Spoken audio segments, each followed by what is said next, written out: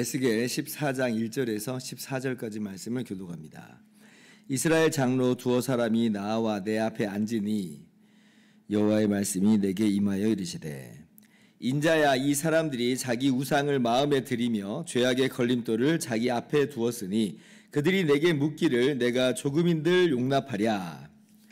그런즉 너는 그들에게 말하여 이르라. 나 주 여호와가 말하노라.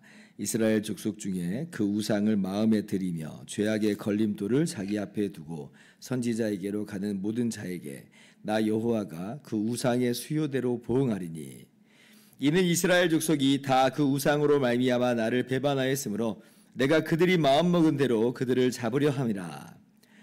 그런즉 너는 이스라엘 족속에게 이르기를, 주 여호와의 말씀에 너희는 마음을 돌이켜 우상을 떠나고 얼굴을 돌려 모든 가증한 것을 떠나라.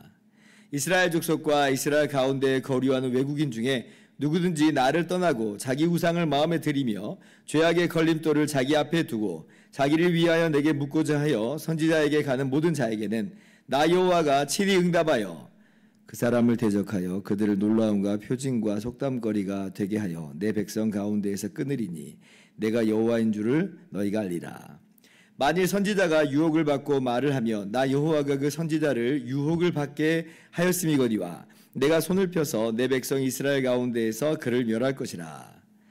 선지자의 죄악과 그에게 묻는 자의 죄악이 같은즉 각각 자기의 죄악을 담당하리니, 이는 이스라엘 족속이 다시는 미혹되어 나를 떠나지 아니하게 하며 다시는 모든 죄로 스스로 더럽히지 아니하게 하여 그들을 내 백성으로 삼고 나는 그들의 하나님이 되려 함이라. 주 여호와의 말씀이니라. 아멘. 할렐루야. 하나님의 크신 은혜와 평강이 오늘도 변함없이 여러분 가운데 가득 넘치기를 주님의 이름으로 축원합니다. 오늘 말씀을 보면 이스라엘 두어 장로가 에스겔을 찾아온 것을 볼 수가 있습니다. 1절 보니까 이스라엘 장로 두어 사람이 나와 내 앞에 앉으니 그러죠. 그러면 이제 이 사람들이 왜 나왔는가라고 할 때 3절 보면 에스겔에게 이제 물으러 왔다라고 하는 걸 우리가 알 수가 있어요. 그러면 지금 이 장로들이 에스겔에게 도대체 무엇을 물으려고 하는가라고 할 때 그 내용이 구체적으로 오늘 언급되고 있지는 않습니다만은, 그러나 우리가 쉽게 짐작할 수 있는 바는 뭐냐면 에스겔이 지금 하나님의 말씀을 선포하고 있잖아요. 지금 자기가 또 징조가 되어서 퍼포먼스처럼 그렇게 어떤 행동을 통하여서 하나님 말씀을 또 전하기도 합니다. 그러니까 그러한 하나님의 말씀에 대한 분명한 뜻을 좀 구하고, 그리고 자신들은 또 어떻게 해야 되는가, 이스라엘 포로들은 또 어떻게 대처를 해야 되는가라고 하는 것들을 아마 물으러 왔을 거예요. 자, 그런데 오늘 너무나 놀라운 건 뭐냐면 하나님께서 그들이 묻기를 허락하지 않는다는 것이에요. 하나님께서 그들에게 응답하지 않으시겠다라고 하는 겁니다. 굉장히 놀랍죠.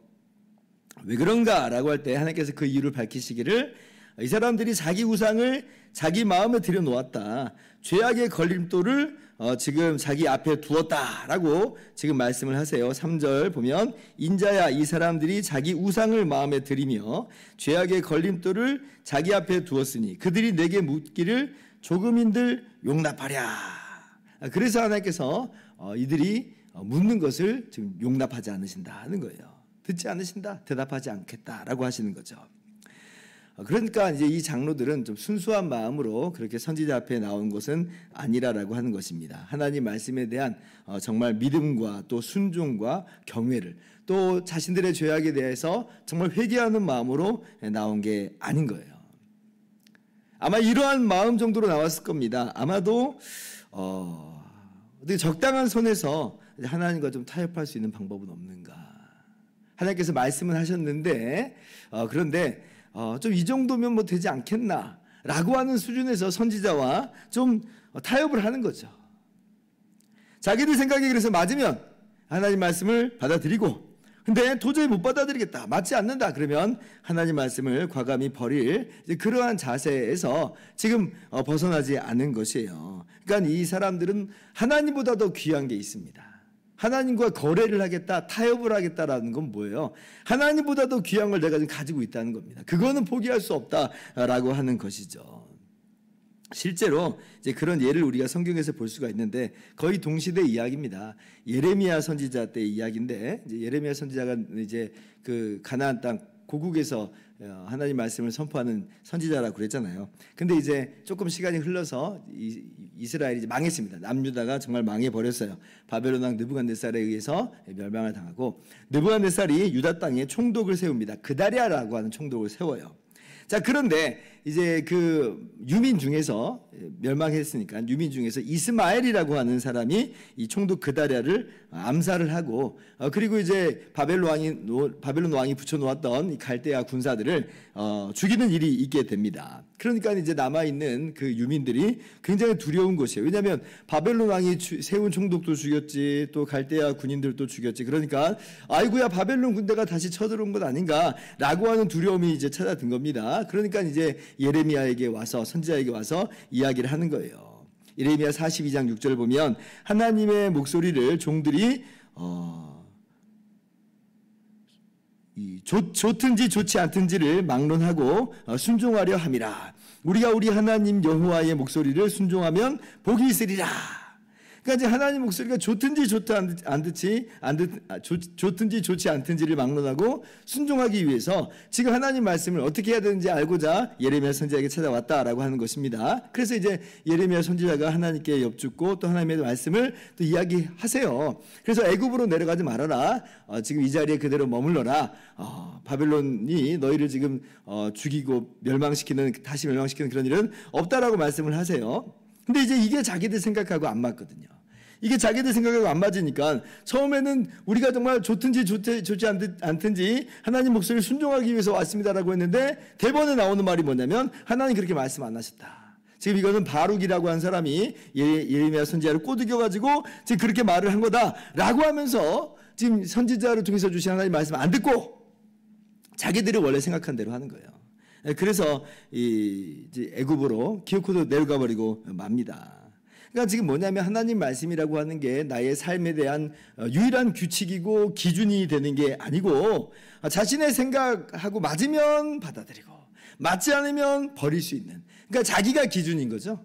자기가 자기의 삶의 규범이 되는 것이에요. 그냥 하나님 말씀은 나의 삶에 좀 정당성을 더 얹어주는 정도의 그런 수준 정도로 전락해 버리는, 오늘 이 에스겔 선지자에게 찾아온 장로들의 모습이 아마 이제 그런 것이다. 또 이스라엘 족속들의 모습도 그렇다라고 하는 것이죠. 그래서 이제 하나님께서는 분명히 이제 말씀하세요. 7절 말씀 보면, 누구든지 나를 떠나고 자기 우상을 마음에 들이며 죄악의 걸림돌을 자기 앞에 두고 자기를 위하여 내게 묻고자 하여 선지자에게 가는 모든 자에게는 나 여호와가 친히 응답하여 그 사람을 대적하여 그를 놀라움과 표징과 속담거리가 되게 하겠다라고 말씀하세요. 하나님께서 그냥 그런 이 사람들을 내버려 두겠다라고 하시지 않죠. 여러분, 우리가 정말 이제 꼭 기억해야 될 건 뭐냐면, 정말 중요한 것은 뭐 이거냐 저거냐, 이렇게 해야 되느냐 저렇게 해야 되느냐, 동쪽으로 가야 됩니까 서쪽으로 가야 됩니까, 이게 중요한 게 아닙니다. 이게 정말 중요한 것처럼 보이지만 정말 중요한 것은 더 그 내면에 있는, 그 안에 있는 이제 그 자세예요. 결국 우리가 정말 하나님의 말씀을 의지하여 행하겠는가, 우리가 정말 하나님을 사랑함으로 행하겠는가, 동쪽이든지 서쪽이든지 정말 우리가 하나님을 사랑함으로 믿음으로 행하면 사실 어느 쪽이든지는 중요하지 않아요. 정말 그 밑바닥에 있는, 그 중심에 있는 하나님을 사랑함으로 행하느냐, 하나님을 믿음으로 행하느냐, 이게 핵심입니다. 정말 우리가 어떠한 모습으로 하나님 앞에 서 있는지를, 우리의 모습을 잠잠히 돌아볼 필요가 있어요. 우리도 우리 안에 행여나 하나님보다 더 귀중한, 내가 이거는 포기할 수 없다라고 하는 그러한 각종 종류의 우상을 우리 마음 가운데 지금 두고 있는 것은 아닌가. 오늘 하나님께서 말씀하십니다.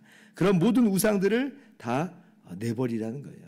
회개하라는 것입니다. 하나님께 물으러 오지 말아라, 이 얘기가 아니고 우리 안에 있는 우상을 버리라는 거예요. 6절, 그런즉 너는 이스라엘 족속에게 이르기를 주 여호와의 말씀에 너희는 마음을 돌이켜 우상을 떠나고 얼굴을 돌려 모든 가증한 것을 떠나라. 마음에 우상을 다 버려야죠. 버려야 됩니다. 우리는 두 주인을 섬길 수 없는 사람들입니다. 주님께서 마태복음 6장 24절에도 말씀하셨죠. 사람이 두 주인을 섬기지 못할 것이니 혹 이를 미워하고 저를 사랑하거나 혹 이를 중히 여기고 저를 경히 여김이라. 너희는 하나님과 재물을 겸하여 섬기지 못하느니라.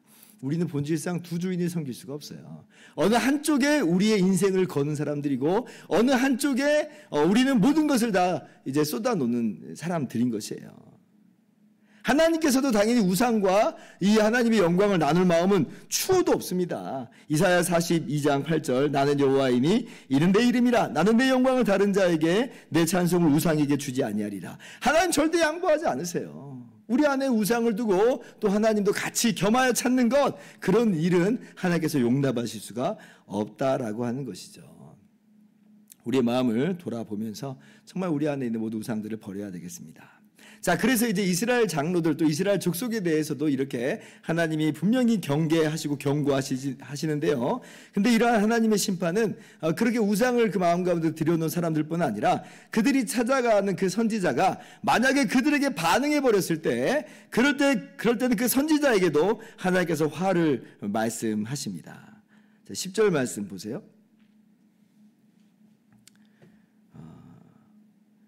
선지자의 죄악과 그에게 묻는 자의 죄악이 같은즉 각각 자기의 죄악을 담당하리니 라고 말씀하시죠.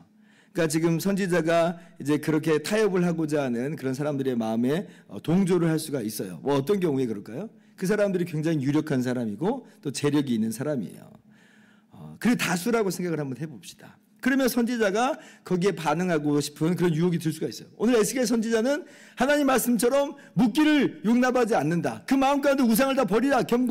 분명히 하나님의 말씀을 전하는데 이 선지자들은, 다른 사람들은 우상을 버리십시오 이 말은 하지 않고 그 정도의 태도면, 그 정도의 마음이면 그래도 하나님이 봐주실 겁니다. 그 정도면 됐네요 라고 하는 것으로 하나님 말씀을 가감을 해버리고 변질시킨다는 거죠. 타협을 한다는 겁니다.